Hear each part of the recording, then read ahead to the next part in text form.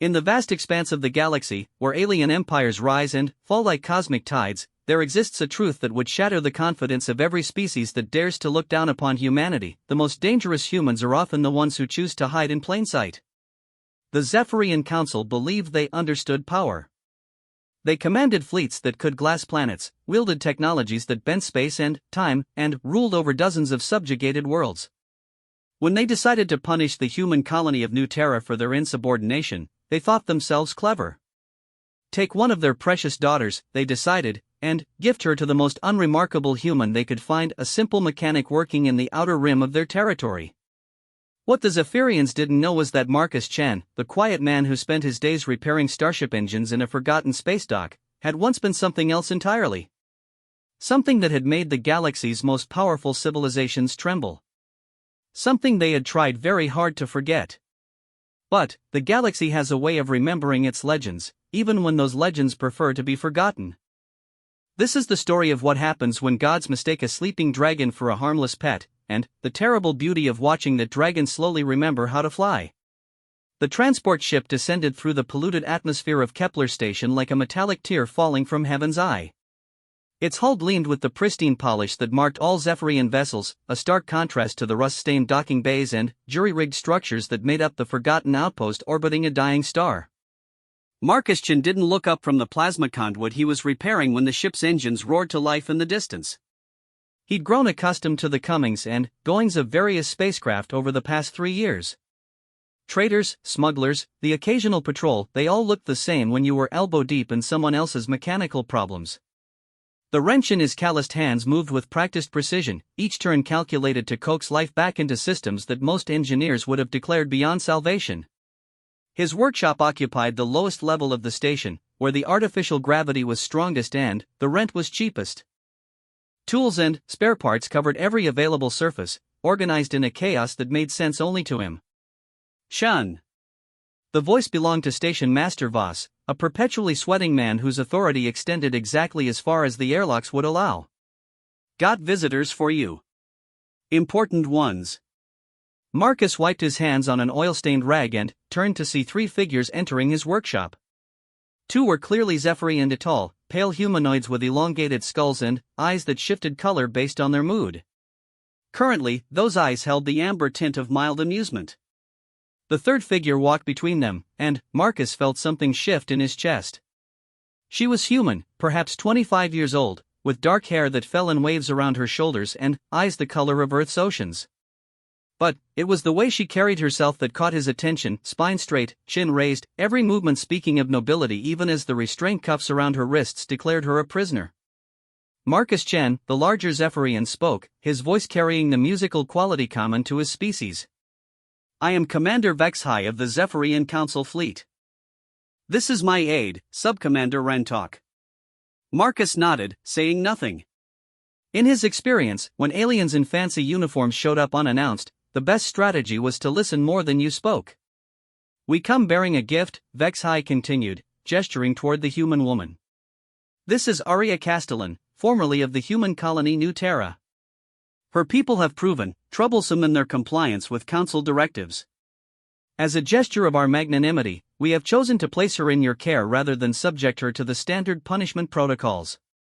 The woman Aria lifted her chin higher, and Marcus caught the flash of defiance in her eyes. I am not a gift to be given, she said, her voice carrying the refined accent of the inner colonies. I am a citizen of New Terra, and my people have done nothing but defend their right to self-governance.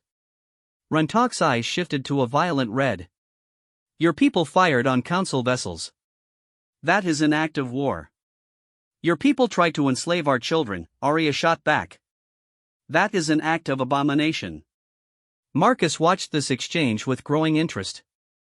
The Zephyrian Council was known for their diplomatic approach to conquest. They preferred to rule through bureaucracy and economic pressure rather than direct military action.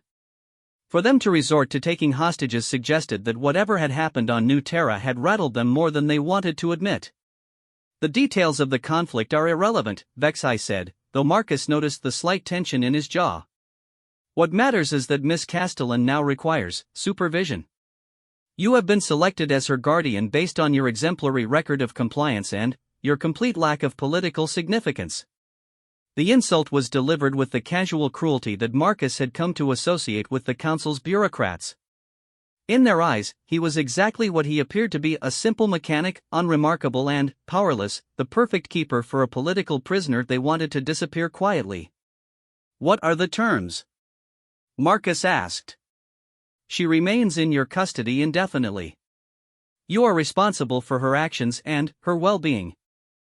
In exchange, you will receive a monthly stipend sufficient to cover her expenses and a small additional fee for your trouble." Vexhai produced a datapad from his coat. "The contract is quite straightforward." Marcus accepted the pad and scrolled through the terms. It was indeed simple. He would house, feed, and monitor Arya Castellan in exchange for payment. There were no specified duties for the woman, no requirements for her to work or contribute. She was, in every legal sense, his property. "And if I refuse?" Marcus asked. "Then, Miss Castellan will be transferred to a penal colony in the Outer Dark, where life expectancy rarely exceeds 6 months. Vexhai's eyes shifted to a cold blue. "We are offering her a chance at life, however, constrained. We trust you will not be foolish enough to decline such an opportunity to serve the greater good." Marcus looked at Arya, studying her face. She was watching him with a mixture of hope and desperation that she was trying very hard to hide. Whatever had happened on New Terra, whatever she had done or witnessed, it had cost her everything. Now her life hung on the decision of a man she had never met. "I'll take the contract," Marcus said, placing his thumb on the signature pad. Vexhai smiled, the expression looking predatory on his elongated features. "Excellent. We knew you would see reason." He gestured to Rentok, who moved forward to remove Arya's restraints. "A word of warning," Vexhai continued as the cuffs fell away. "Miss Castellan has proven herself quite resourceful in the past. I trust you will not allow sentiment to cloud your judgment regarding her supervision." "I'll manage," Marcus said. "I'm certain you will." Vexhai turned to Arya. "Enjoy your new home, Miss Castellan. I suspect you'll find it quite different from the luxury of New Terra." With that, the two Zephyrians departed, leaving Marcus alone with his unexpected guest. Arya stood in the center of his workshop, rubbing her wrists where the cuffs had chafed, looking around at the controlled chaos of his domain. "You could have said no," she said finally. "Could I have?" Marcus asked, returning to his workbench. "They made it clear what would happen to you if I refused." "You don't know me. For all you know, I could be a terrorist, a murderer, or worse." Marcus picked up his wrench and returned to the plasma conduit. "Are you?" "What?" "A terrorist or a murderer." Arya was quiet for a long moment. "I'm a teacher," she said finally. "I taught xenobiology at the Colonial University. My crime was refusing to hand over my research to the council and speaking out when they tried to conscript our children into their labor programs." Marcus nodded, continuing his work. "There's a spare room upstairs. It's not much, but it's clean and the heating works most of the time. Kitchen's on the second level, help yourself to whatever's in the storage units." "That's it?" Arya asked. "No rules? No restrictions? Don't try to leave the station without telling me, and don't start any fights I'll have to finish." Marcus paused in his work. "Other than that, you're free to do whatever you want." "Why?" The question came out as barely a whisper. Marcus set down his wrench and looked at her properly for the first time since the Zephyrians had left. "Because everyone deserves a choice, even when their choices have been taken away." Something in his tone made Arya study him more carefully. There was a weight to his words that suggested familiarity with loss, with having choices stripped away by those who claimed to know better. "What's your story?" she asked. "I fix things," Marcus said simply. "That's all there is to it." But, even as he said it, Arya caught something in his eyes, a depth that spoke of secrets, of a past that was far more complicated than the simple mechanic persona he presented to the world.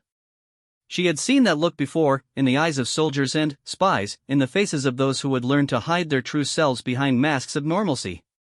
The plasma conduit hummed to life under Marcus's ministrations, casting strange shadows across the cluttered workshop. Arya found herself wondering what shadows this quiet man might be hiding, and why the Zephyrians had made the mistake of thinking him powerless. Outside, the transport ship completed its departure procedures and vanished into the star-scattered darkness, carrying with it the news that their political prisoner had been successfully disposed of. In their sealed reports, they would note the complete compliance of one Marcus Chen, mechanic, a man so unremarkable that he didn't even warrant a background check beyond confirming his employment status and rent payments.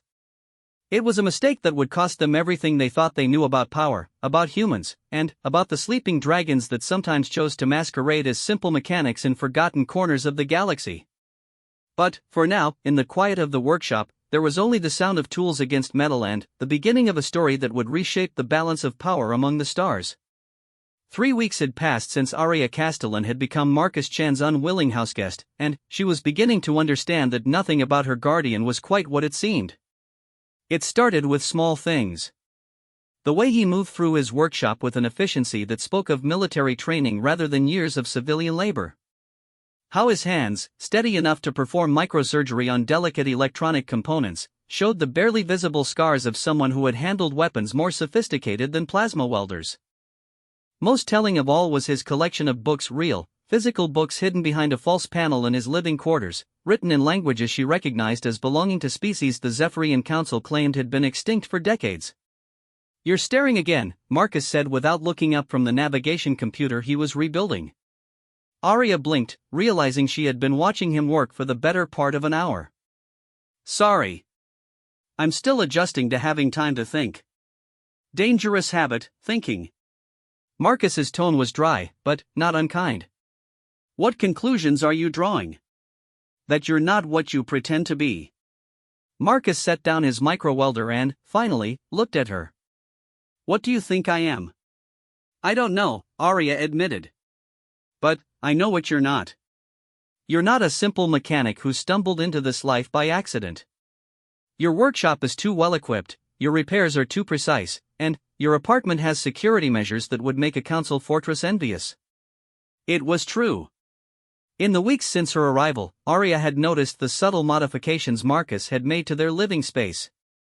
Motion sensors disguised as decorative elements, reinforced blast shutters that looked like ordinary window coverings, and a communications array hidden in what appeared to be a standard ventilation system. Marcus was quiet for a long moment, his dark eyes studying her face. "What would you do with that information if you had it?" "I don't know," Arya said honestly. "I'm curious, not suspicious. My life is in your hands either way." "True." Marcus returned to his work. "But curiosity has a way of becoming dangerous in its own right." Before Arya could respond, the workshop's proximity alarm chimed softly. Marcus's posture changed instantly, tension flowing through his shoulders as he activated a monitor showing the station's docking bay. A sleek council patrol ship was requesting permission to dock. "Routine inspection," Marcus muttered, but Arya caught the way his hand moved instinctively toward a panel she had never seen him open. "How do you know?" "Because they always come 3 weeks after a prisoner transfer. Standard protocol to ensure compliance." Marcus stood and moved to a storage locker, retrieving a worn jacket that looked exactly like something a station mechanic might wear. "You need to be a perfect prisoner for the next hour. Submissive, broken, grateful for my protection." Arya bristled. "I don't do submissive." "Then, you do dead," Marcus said bluntly. "If they suspect you're anything other than a completely defeated political prisoner, they'll haul you back to their ship and I'll never see you again." "Can you handle playing a role, or do I need to sedate you?" The casual way he mentioned sedation should have frightened her.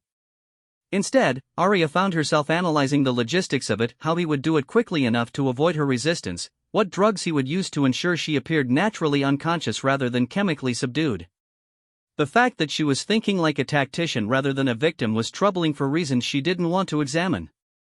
"I can handle it," she said. Marcus nodded and moved to his workbench, deliberately scattering tools to make the space look more chaotic than it actually was. "Remember, you're defeated, not defiant. Grateful, not resigned. They need to see a broken woman who's found safety, not a caged predator waiting for her chance to strike." "Is that what you see when you look at me?" Marcus paused in his preparations. What? A caged predator. I see someone who taught xenobiology at a university and spoke truth to power when it mattered. Marcus's tone was carefully neutral. What you choose to become next is up to you. The docking bay airlock cycled open, and 3 figures emerged, 2 guards in council armor and a tall, thin Zephyrian in the robes of an administrative inspector.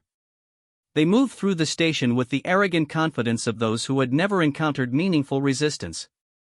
Arya positioned herself on a worn chair near Marcus's workbench, affecting the posture of someone who had learned to make herself small and unnoticed. When the inspector entered the workshop, she kept her eyes downcast and her breathing shallow. Mechanic Chen, the inspector announced himself. I am Administrative Inspector Kellin. I trust you have been maintaining adequate supervision of your charge. She's been no trouble, Marcus replied, his voice taking on the slightly subservient tone of a man grateful for council attention. Keeps to herself mostly. Inspector Kellin's gaze fell on Arya, and she felt the weight of his assessment. You are Arya Castellan, formerly of New Terra. Yes, Arya whispered, letting her voice shake slightly. I trust you have found your new circumstances educational. I'm grateful to Master Chen for his kindness, Arya said, using the title that would reinforce her perceived powerlessness. I understand now how foolish my people were to resist the council's guidance. It was exactly what Kellin wanted to hear. Arya could see the satisfaction in his shifting eye color as he processed her apparent submission. Excellent. And, what of your daily activities? How do you occupy your time? I help with small tasks around the workshop. Cleaning, organizing. Master Chen has been teaching me basic mechanical skills. Arya gestured toward a collection of simple components she had been genuinely learning to repair. I find the work peaceful. Good. Productive labor is essential to rehabilitation. Kellin turned back to Marcus. Has she made any attempts at unauthorized communication? Requested access to long-range transmitters or data networks? Nothing like that, Marcus said. She asked about sending a message to her family on New Terra a few weeks ago, but I explained the restrictions and she accepted them. Kellin made notes on his datapad. And her behavior otherwise? Model prisoner, Marcus said. Eats what I give her, sleeps when she's told, doesn't ask questions about things that aren't her business. The inspector spent another 10 minutes documenting the state of Marcus's workshop, taking readings from various instruments, and asking routine questions about supply deliveries and financial transactions. Throughout the inspection, Arya maintained her pose of defeated compliance, responding to direct questions with the appropriate mixture of fear and gratitude. Finally, Kellin declared himself satisfied and departed with his guards. Marcus waited until their ship had cleared the station's traffic control zone before activating a small device that swept the workshop for surveillance equipment. Clear, he announced. Arya straightened in her chair, rolling her shoulders to work out the tension from her performance. That was exhausting. You did well. Natural actress. Years of faculty meetings, Arya said dryly. You learn to project whatever emotion will get you through the bureaucracy with minimal damage. Marcus smiled, the first genuine expression of amusement she had seen from him. Academic politics. Should have mentioned that it's excellent preparation for dealing with authoritarian regimes. Speaking of which, Arya said, your performance was interesting too. The way you called me a model prisoner and talked about teaching me mechanical skills. Almost like you were establishing a useful narrative for future inspections. Maybe I was. Why? Arya stood and moved closer to his workbench. Why are you protecting me beyond the basic requirements of the contract? Marcus was quiet for a long time, his hands moving absently over his tools as he considered his answer. Have you ever heard of the Kepler incident? Arya frowned. The name sounds familiar, but I can't place it. 15 years ago. A Zephyrian science vessel was conducting research in the Kepler system, specifically on the indigenous population of Kepler-4.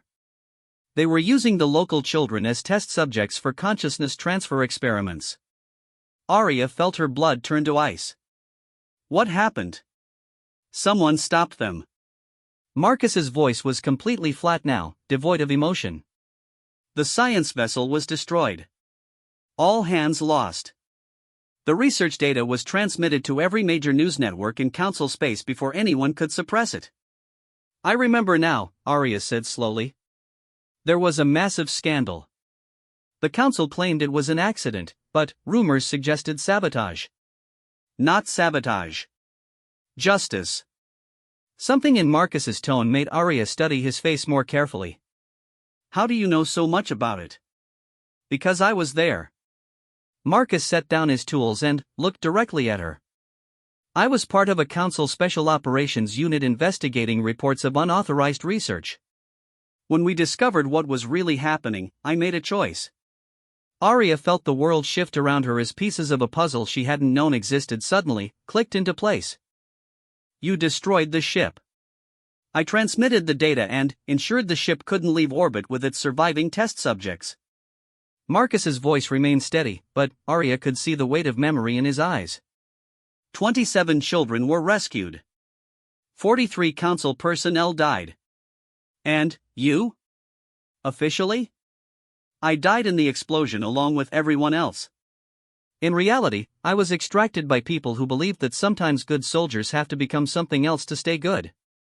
Arya sank back into her chair, her mind reeling. You're a war criminal. By Council standards, yes. By any reasonable moral standard, I did what needed to be done. Why are you telling me this? Marcus was quiet for a moment. Because in 3 months, your case will come up for review. Kellen will recommend permanent residency on Kepler Station based on your successful rehabilitation. You'll have a choice: accept a comfortable but constrained life here, or risk everything for a chance at something better. What do you mean? I mean that the underground network that extracted me 15 years ago is still active. They help people who found themselves on the wrong side of Council justice for the right reasons. Marcus met her eyes. But they only help people who are willing to become something more than victims. Arya felt a chill run down her spine. What would I have to become? Someone who can teach xenobiology to resistance fighters. Someone who can analyze Council bioweapons and develop countermeasures. Someone who can train the next generation of free humans to understand their enemies better than their enemies understand themselves. The offer hung in the air between them, heavy with implication.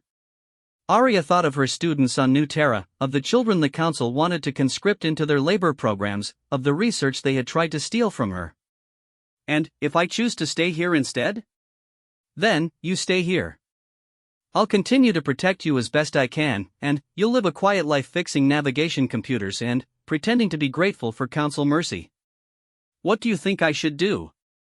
Marcus smiled, and, for the first time since she had met him, Arya saw something dangerous flicker in his eyes. I think you should ask yourself what you were put in this galaxy to accomplish. Then, ask yourself if you've accomplished it yet. Outside the workshop, the artificial night cycle began, dimming the station's lights and creating the illusion of a planet-bound existence. But Arya could feel the vast emptiness of space pressing against the station's hull, could sense the millions of worlds spinning in the darkness where humans lived and died under the rule of those who saw them as resources to be managed rather than people to be respected. She thought of her students, scattered now across the galaxy. She thought of the children the Council wanted to steal from their families. She thought of the research locked away in her memory, knowledge that could save lives if it were in the right hands. Most of all, she thought of the quiet man sitting across from her, who had given up his name, his past, and his future to save 27 children he had never met. The network you mentioned, she said finally. How do we contact them? Marcus reached into his workbench and pulled out a component she had seen him working on dozens of times, a simple communications relay that she had assumed was for ship repairs. We already have, he said. They'd been watching you since the day you arrived. The message came 3 days later, hidden in the routine diagnostic data from a cargo hauler requesting engine repairs. To any observer, it would appear as nothing more than standard maintenance codes and power consumption readings. But, when Marcus fed the data through the communications relay he had revealed to Arya, the true message emerged in stark, simple text. Package approved for extraction. Window opens in 72 hours. Prepare for transit. Arya stared at the words on Marcus's hidden display, feeling her heart race with a mixture of anticipation and terror. That's it? No details about where we're going or what happens next. The less you know before you need to know it, the less you can reveal if something goes wrong, Marcus explained, already moving to pack essential supplies into a compact travel bag. The network has survived 15 years by never putting all their operational details in one place. What about your workshop? Your life here? Marcus paused in his preparations, looking around at the cluttered space that had been his home for 3 years. I always knew this day might come. Everything important is already backed up or can be replaced. But Arya could see the cost in his eyes. This place represented more than just a cover identity, it was a refuge, a chance at something approaching normalcy after years of living in the shadows. By choosing to help her escape, he was giving up the closest thing to peace he had known since Kepler 4. I didn't ask you to sacrifice this for me, she said softly. No, but the galaxy did. Marcus sealed his travel bag and moved to another panel, revealing equipment that looked military-grade. There are forces moving in council space that make your situation on New Terra look like a minor diplomatic dispute. The network needs people with your expertise. What forces? Marcus hesitated, then activated another screen that displayed a star chart marked with red zones of increasing size. The council isn't just conscripting human children anymore. Intelligence suggests they're preparing for something massive, a project that requires specific genetic markers found primarily in younger populations. Arya studied the chart, her xenobiology training allowing her to read the data more clearly than Marcus might have expected. These patterns, they're not random. Someone is mapping genetic diversity across multiple species. Someone is building an army, Marcus corrected. But not an army of soldiers. An army of test subjects. The implications hit Arya like a physical blow. They're planning to weaponize evolutionary biology. The network believes the Council has developed some form of consciousness transfer technology based on the research from Kepler 4. But, instead of using it for medical purposes, they're preparing to use it as the ultimate form of control, the ability to replace a population's leadership with Council-controlled minds in human bodies. Arya sank into her chair, her mind racing through the scientific possibilities. The genetic mapping, the focus on children, they need young, adaptable neural pathways for the transfer process to work effectively. And, they need someone who understands xenobiology well enough to help them perfect the technique, Marcus said grimly. Someone like you. Is that why they really took me? Not as punishment for New Terra's resistance, but to recruit me? Unknown. But, the timing is suspicious. Your research specialty is exactly what they would need for a project like this. The workshop's proximity alarm chimed, but, this time the signal was different, a coded pattern that made Marcus relax rather than tense. Our ride, he announced. Through the small viewport in his workshop, Arya could see a battered freight hauler docking with the station. It looked like dozens of other ships that came and went from Kepler station daily, unremarkable, utilitarian, the kind of vessel that transported basic supplies between minor worlds without attracting attention. That's our escape route? Arya asked skeptically. The best hiding places are always in plain sight, Marcus said, shouldering his bag. Ready? Arya looked around the workshop one final time, memorizing the details of the space where she had spent the first 3 weeks of her imprisonment. Then, she picked up her own small bag, she had accumulated few possessions during her stay, and nodded. They made their way through the station's corridors, moving casually but purposefully toward the docking bay. Marcus had chosen their route carefully, avoiding the main thoroughfares where security sensors were most active. To any observer, they would appear to be a mechanic and his assistant heading out to perform routine maintenance on a newly arrived vessel. The freight hauler's cargo bay was already open when they arrived, revealing stacks of sealed containers marked with shipping codes from various worlds. A human woman in coveralls emerged from the ship's interior, middle-aged, unremarkable, with the weathered look of someone who had spent years working in space. Marcus, she said simply. Captain Santos, Marcus replied. Permission to come aboard? Granted. We're on a tight schedule. They climbed into the cargo bay, and Santos sealed the outer doors behind them.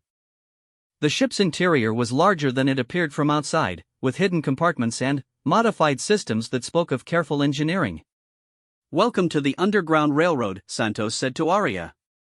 I'm Captain Elena Santos, and this is my ship, the Wandering Star. We'll be your transport to the next stage of your journey. Where are we going? Aria asked. First stop is Meridian Station in the outer reaches. From there, you'll transfer to another ship that will take you to one of our training facilities. Santos led them through a concealed passage into the ship's passenger section. The journey will take approximately 2 weeks, assuming we don't encounter any council patrols. The passenger compartment was spartanly furnished but comfortable, with 6 acceleration couches and basic amenities. 2 of the couches were already occupied by other passengers, a young man who looked like he might be from one of the mining colonies, and an elderly woman whose bearing suggested former military service. Everyone aboard is traveling for similar reasons, Santos explained. People who found themselves on the wrong side of council policy through no fault of their own. Aria settled into one of the empty couches as the ship's engines came to life. Through a small viewport, she watched Kepler Station recede into the distance, taking with it the last remnants of her old life. No going back now, Marcus said quietly, settling beside her. Were you hoping I would change my mind? Marcus considered the question. I was hoping you would make the choice that felt right to you, regardless of the consequences. And, what about you? What choice feels right? The same choice I made 15 years ago on Kepler 4. The choice to stand with people who need protection against those who would exploit them. The ship shuddered slightly as they entered hyperspace, the stars outside the viewport stretching into lines of light before vanishing entirely. They were now traveling between realities, crossing the vast distances between stars in a bubble of warped spacetime that made interstellar civilization possible. Tell me about the training facility, Aria said. I've never been to this particular one, Marcus admitted. But, the network operates several installations throughout the outer reaches. Former mining stations, abandoned research facilities, ships that have been converted into mobile bases. Each one specializes in different aspects of resistance work. What aspect will I be learning? Given your background, likely biodefense and counterintelligence. How to analyze council bioweapons, how to develop countermeasures, how to train others in techniques for resisting consciousness transfer procedures. Aria nodded, trying to imagine herself as a teacher of resistance rather than a teacher of pure science. What about you? What will you be doing? Marcus was quiet for a long moment. I'm not sure yet. The network has been asking me to come back for years, but I've been content to serve as a safe house operator. Now that my cover is blown, I'll need to find a new role. Any preferences? There are rumors of a major council operation being planned. Something that would make the Kepler incident look small by comparison. If those rumors are true, the network is going to need every experienced operative they can get. Captain Santos's voice echoed through the ship's intercom system. All passengers, prepare for routine security scan. We're approaching a council checkpoint. Aria felt her heart rate spike. I thought you said we were traveling through safe routes. No such thing in council space, Santos's voice replied. But, we're prepared for this. Everyone follow decontamination procedures and, remember your cover identities. Marcus moved to a storage compartment and retrieved a kit of cosmetic supplies. Time for a makeover, he said. We need to change your appearance enough that a casual scan won't match you to your detention records. Working quickly, Marcus altered Aria's hair color and style, applied subtle makeup to change the apparent shape of her face, and provided her with clothes that would make her appear older and more weathered. When he finished, she looked like a completely different person, a cargo handler or low-level technician rather than an academic. Identity chip, Santos announced, appearing in the passenger compartment with a small device. Hold still. She pressed the device against Aria's neck, and Aria felt a brief sting as a microscopic transmitter was implanted under her skin. Temporary identity beacon, Santos explained. For the next 72 hours, you're Maria Vasquez, cargo specialist from the Titan mining colonies. Your employment records, travel permits, and biometric data have all been established in the relevant databases. How is that possible? The network has people everywhere, Marcus said. Including inside the bureaucracy that manages identity records. The ship shuddered as it dropped out of hyperspace near the checkpoint. Through the viewport, Arya could see a massive council station bristling with weapons and scanner arrays. Several other ships were queued for inspection, their crews presumably undergoing the same nervous wait. "Wandering Star, this is Council Security Station Delta 7, a voice announced over the communications system. Prepare for standard inspection protocol." "Acknowledged, Delta 7, Santos replied. "Standing by." A Council patrol craft approached their ship, deploying scanner drones that swept over the hull like metallic insects. Arya held her breath as the scanners analyzed their cargo, searched for contraband, and verified the identities of everyone aboard. "All clear, Wandering Star. You are cleared for departure. Safe travels." The patrol craft withdrew, and Santos engaged the hyperspace drive once again. Only when they were safely back in the space between spaces did Arya allow herself to breathe normally. "First hurdle cleared," Marcus said. "How do you feel?" "Terrified and exhilarated in equal measure," Arya admitted. "Is it always like this?" "The fear gets easier to manage," Marcus said. "The exhilaration is what keeps you going when the fear gets too heavy." Arya looked around at her fellow passengers, all of them people who had made the choice to risk everything for the possibility of freedom. She thought of the children the council wanted to conscript, the research they wanted to steal, the minds they wanted to control. For the first time since her capture, she felt like she was moving towards something rather than away from it. The sensation was intoxicating and terrifying in equal measure, but she embraced it fully. She was no longer Arya Castellan, political prisoner and victim of circumstance. She was becoming something new, something dangerous, something the council would learn to fear. The transformation had begun. The training facility revealed itself slowly as their shuttle descended through the artificial atmosphere of Omega Base. What had once been an asteroid mining operation deep in the outer reaches had been transformed into something far more sophisticated. Hidden beneath layers of false readings and holographic camouflage, the facility sprawled through kilometers of tunnels and caverns carved from solid rock. Arya pressed her face to the shuttle's viewport, watching as they passed through multiple layers of defense screens that would make the installation invisible to all but the most sophisticated sensors. The engineering required for such an undertaking was staggering. "Impressive, isn't it?" said Commander Sarah Chen, no relation to Marcus, despite sharing his surname. She was a compact woman in her 50s with silver-streaked hair and eyes that held the particular intensity of someone who had seen too much and decided to do something about it. "We've been building Omega Base for 8 years. It's currently home to about 3,000 resistance members." 3,000? Arya couldn't hide her surprise. "I had no idea the network was so large. Most people don't. We've found that effective resistance requires both secrecy and scale. Small cells can't accomplish much beyond minor sabotage. Large organizations are too easily infiltrated. But a network of medium-sized facilities like this one can train specialists, develop new technologies, and coordinate operations across multiple star systems." The shuttle docked in a bay that could have accommodated vessels 10 times its size. As they disembarked, Arya was struck by the organized efficiency of the facility. Personnel moved with purpose through wide corridors, transport vehicles carried supplies and equipment, and the overall atmosphere was more like a university campus than a military installation. "Your first impression?" Marcus asked as they followed Commander Chen through the facility. "It's not what I expected," Arya admitted. "I thought we were joining a ragtag group of rebels. This looks like a legitimate government in exile." "In many ways, that's exactly what we are," Chen said, overhearing the comment. "We represent the interests of human colonies that have been abandoned or subjugated by the Council. Our goal isn't just resistance, it's restoration." "Restoration of what?" "Human independence. The right to govern ourselves, to make our own choices about our future, to raise our children without fear of conscription or experimentation." They entered a large chamber that served as the facility's main briefing room.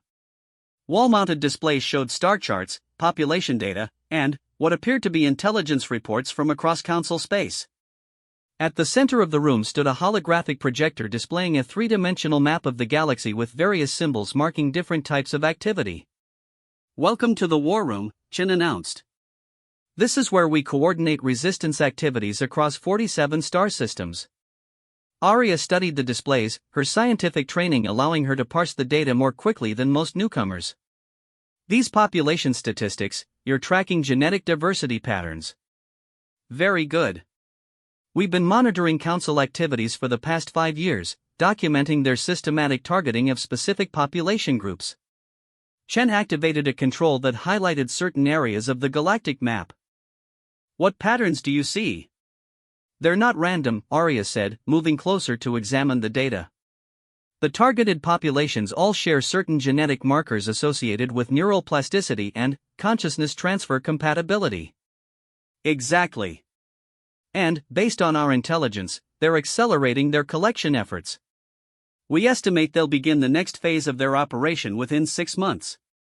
What's the next phase? Marcus answered, his voice grim. Mass consciousness transfer. They plan to replace the leadership of every human colony with council-controlled minds in human bodies. Perfect infiltration, perfect control. The implications made Arya's blood run cold. How many people are we talking about? Conservative estimate? 200 million across the targeted colonies. Chen's expression was stone serious. They start with political and military leaders, then work their way through the population until they have complete control. And, you want me to help stop this?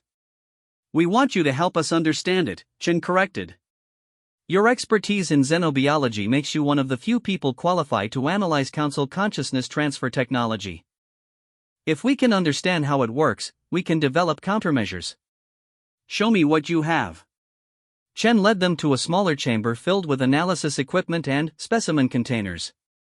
The setup rivaled anything Arya had worked with during her university career, and some of the instruments appeared to be more advanced than standard civilian research tools. We've managed to acquire several examples of council consciousness transfer hardware, Chen explained, indicating a series of neural interface devices secured in containment fields. But, we need someone with your background to make sense of the biological components. Arya approached the containment units, studying the devices within. They were elegant in their complexity, combining organic neural tissue with quantum processing matrices in ways that shouldn't have been possible with known technology. These are incredible, she breathed. The integration between biological and artificial systems is seamless. How did they achieve this level of sophistication? That's what we need you to find out, Marcus said. And, more importantly, how we can defend against it. The organic components, where did they get neural tissue this advanced? Chen and Marcus exchanged a glance. We believe they're harvesting it from the test subjects, Chen said quietly. Arya felt sick. The children. Among others. Our intelligence suggests they've been conducting consciousness transfer experiments for at least 10 years, using prisoners and conscripted populations as test subjects. The successful transfers provide them with loyal operatives. The failures provide them with biological material for improving the technology. That's monstrous. Yes, it is, Chen agreed. Which is why we need to stop them before they're ready to implement it on a galactic scale. Arya spent the next several hours examining the captured devices, taking detailed scans and biological samples while Marcus and Chen briefed her on the broader intelligence picture. The scope of the Council's operation was staggering: research facilities on a dozen worlds, collection operations targeting specific populations, and a timeline that suggested they were preparing for implementation within months rather than years.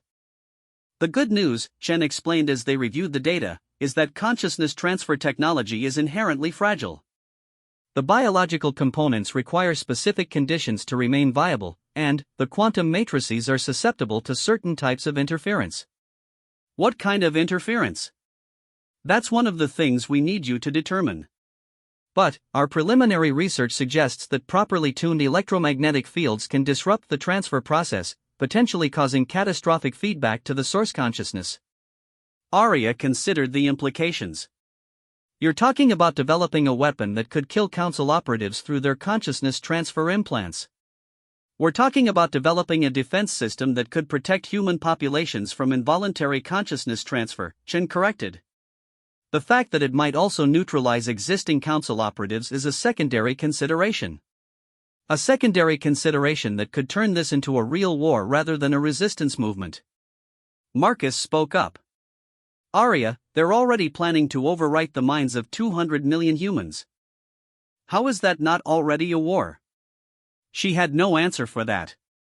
The ethical implications of fighting consciousness transfer with consciousness warfare were staggering, but the alternative was the complete subjugation of human civilization. What do you need from me specifically? She asked finally. 3 things, Chen said. First, we need you to reverse engineer the biological components of these devices so we can understand exactly how they work. Second, we need you to develop countermeasures that can protect people from involuntary transfer. Third, we need you to train a team of specialists who can implement these countermeasures across multiple worlds. How long do I have? Best case scenario, 6 months. Worst case, the Council begins mass implementation in 3 months and we have to deploy whatever countermeasures we can develop before then, but... Arya looked around the laboratory, taking in the advanced equipment and the expectant faces of her new colleagues. 6 months to understand and counter a technology that the Council had been developing for over a decade. It seemed impossible. But, then, she thought of her students on New Terra, of the children the Council wanted to conscript, of the 200 million people whose minds would be overwritten if she failed.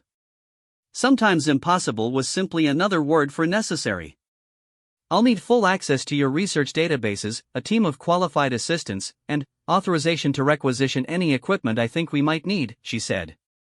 Done, Chen replied immediately. And I'll need Marcus as my liaison with your intelligence network. If I'm going to understand how this technology works, I need to know everything you know about Council operations. Also done. Arya took a deep breath, feeling the weight of responsibility settling on her shoulders. Then, let's get to work. Over the following weeks, Arya threw herself into the research with an intensity that surprised even her. Working 18-hour days, she began to unravel the secrets of Council consciousness transfer technology piece by piece. The biological components were based on neural tissue from multiple species, creating hybrid organs that could interface with any humanoid nervous system. The quantum matrices used principles of consciousness storage and retrieval that were decades ahead of known science. But, as her understanding grew, so did her horror at what the Council had done to develop this technology. The neural tissue came from living subjects, harvested through procedures that amounted to vivisection. The quantum matrices had been tested on thousands of prisoners, most of whom had died during the experimental consciousness transfer procedures. They've created hell and called it science, she told Marcus one evening as they reviewed the day's findings. Which is why we have to stop them, he replied. Have you made any progress on countermeasures? Some. The consciousness transfer process requires a stable quantum field to maintain coherence during the transfer.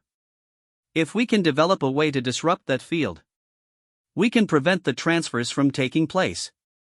Or cause them to fail catastrophically, which could kill both the source and target consciousness. Marcus was quiet for a moment. Would that be such a bad thing?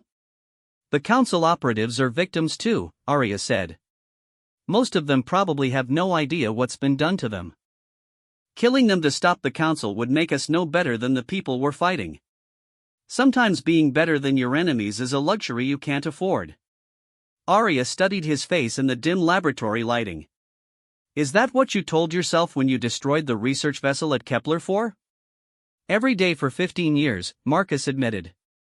But I still did it, because the alternative was worse.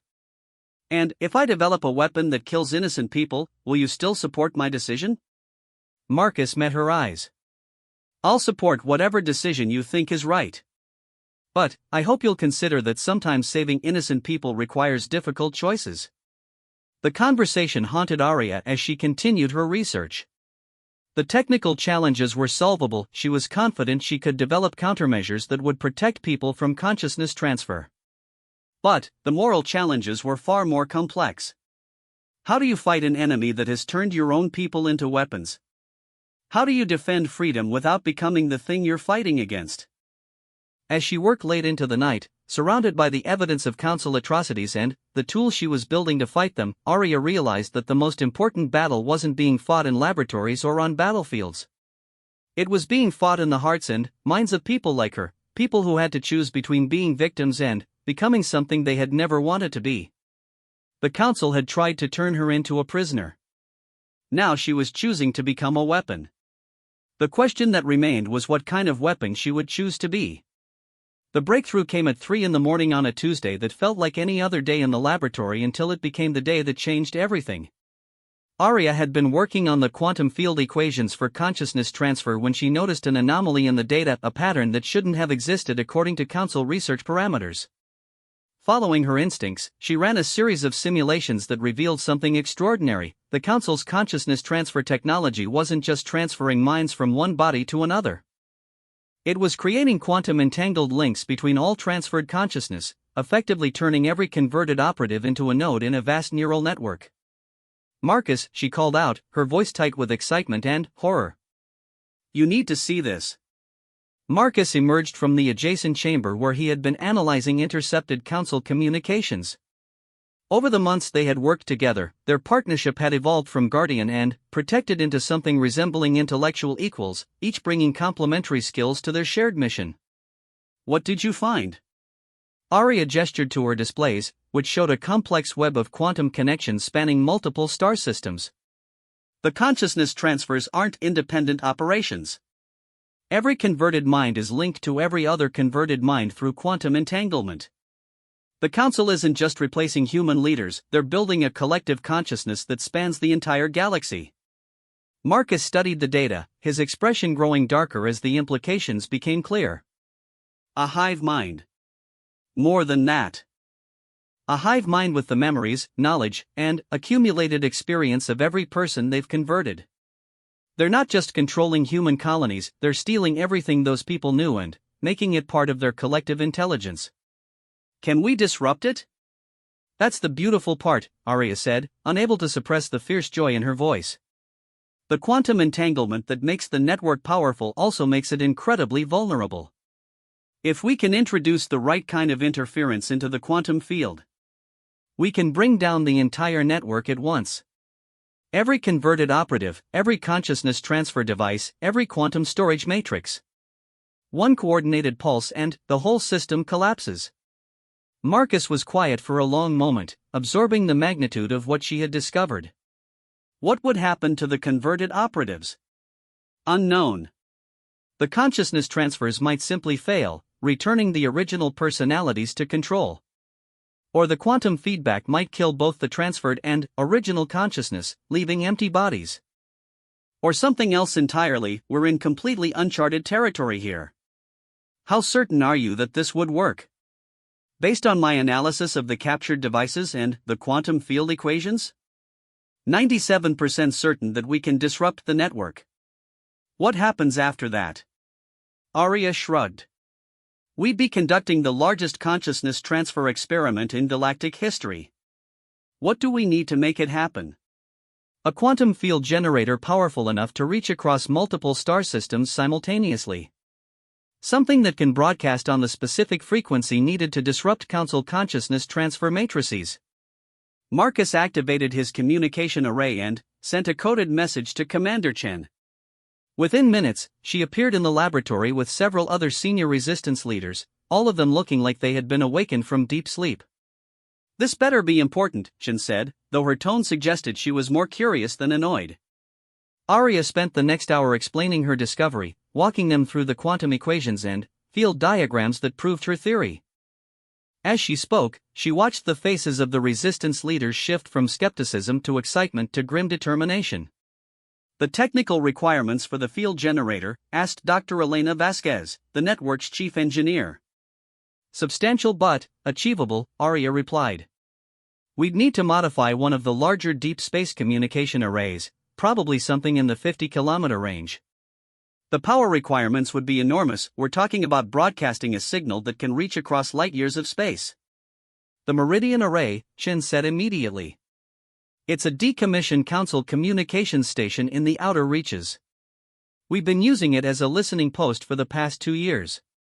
Can it be modified for this purpose? With the right equipment and expertise, yes. But we'd need to do it without attracting Council attention, and we'd need to coordinate the timing precisely with intelligence about when they plan to activate their mass consciousness transfer protocol. Marcus spoke up. Our sources indicate the Council is planning their operation for the Convergence Festival next month. They want to conduct the transfers during the celebration when human populations are gathered for public events, making mass collection easier.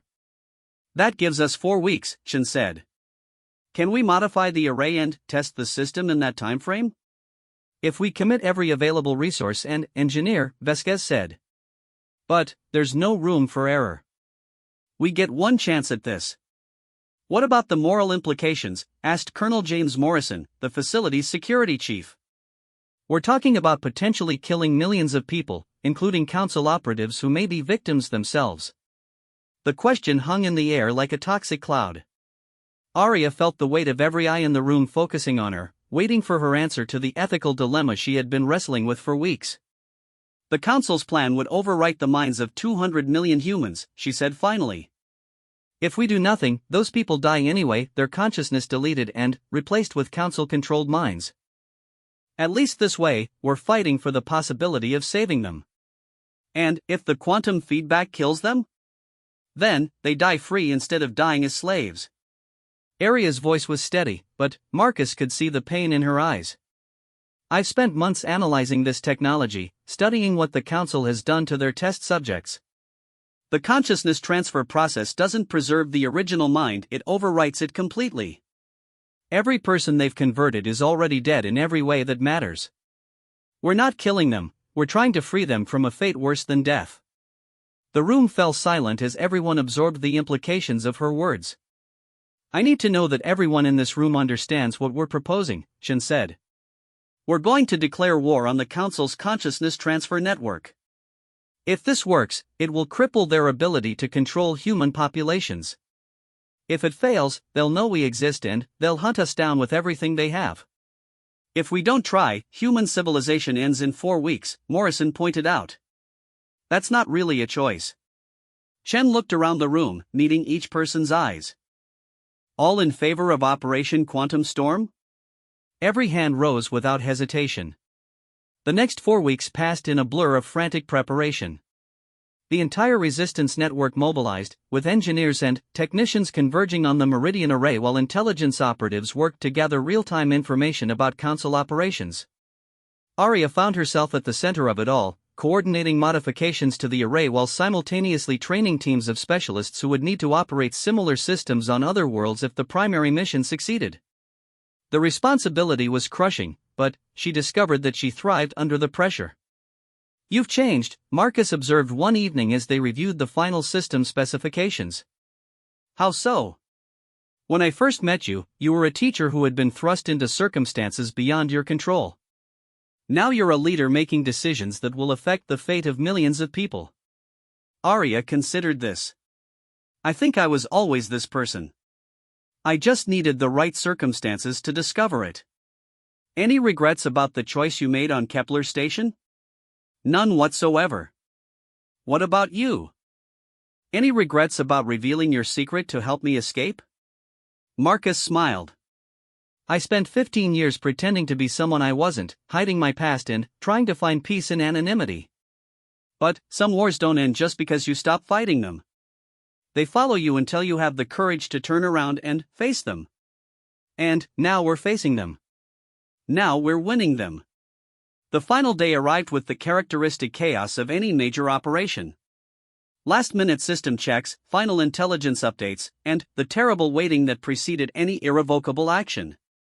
Arya stood in the control center of the modified Meridian Array, surrounded by displays showing quantum field readings, power distribution matrices, and communication feeds from across the galaxy.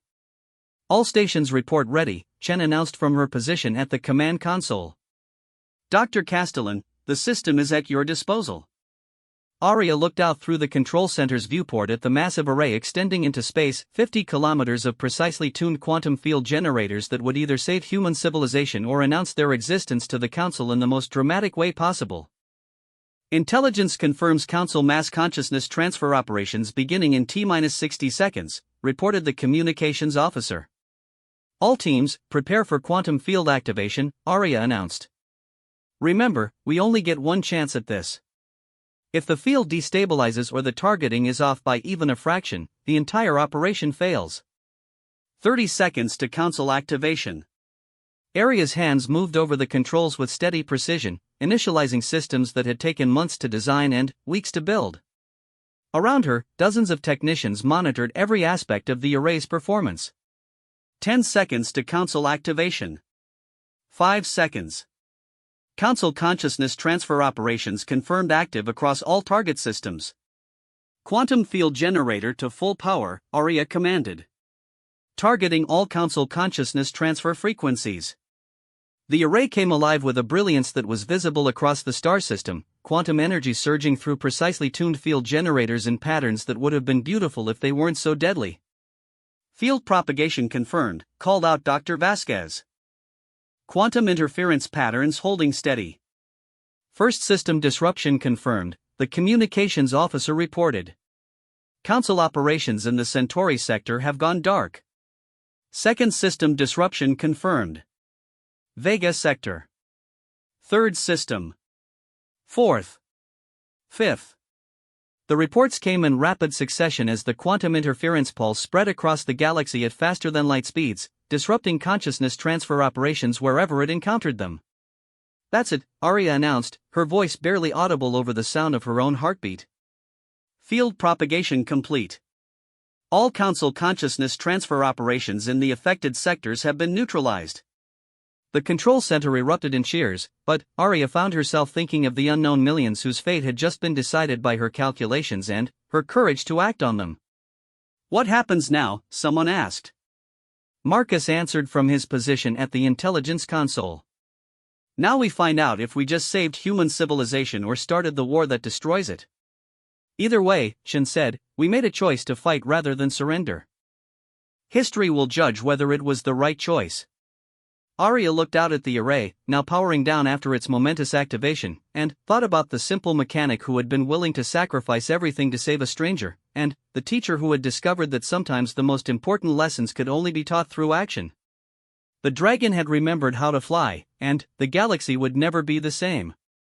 As reports continued to stream in from across human space, consciousness transfer operations disrupted, council forces in disarray, human populations waking up to find their leaders restored to themselves, Arya realized that this was not an ending but a beginning. The council would regroup, adapt, strike back. The resistance would need to be ready for whatever came next. But, for now, in this moment, they had chosen to fight rather than surrender. And, sometimes, choosing to fight was victory enough.